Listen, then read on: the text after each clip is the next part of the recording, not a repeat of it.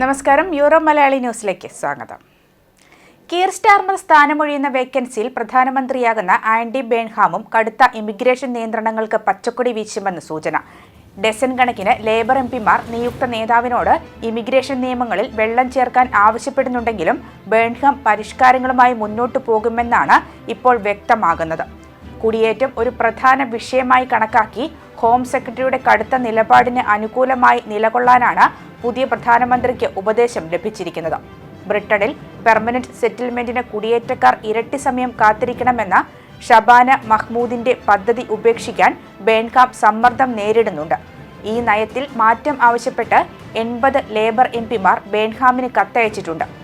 Immigration ബില്ലിൽ തിങ്കളാഴ്ച vote ചെയ്യുമ്പോൾ കൂടുതൽ വിമതർ ഇതിനെതിരെ വോട്ട് ചെയ്ത് നിലപാട് വ്യക്തമാക്കുമെന്നാണ് കരുതുന്നത്. വെൽഫെയർ പരിഷ്കാരങ്ങൾ നടപ്പാക്കാൻ ശ്രമിച്ച് കീർ സ്റ്റാർമർ പിൻവാങ്ങിയതുപോലെ ബേൺഹാമിന് തുടക്കത്തിലെ തിരിച്ചടി കിട്ടുമോ എന്നാണ് ഉറ്റുനോക്കുന്നത്. എന്നാൽ ഇതിൽ ഭയപ്പെട്ട് പിന്മാറാൻ ആൻഡിയെ കിട്ടില്ലെന്നാണ് അദ്ദേഹത്തിന്റെ അടുത്ത വൃത്തം വെളിപ്പെടുത്തിയിരിക്കുന്നത്.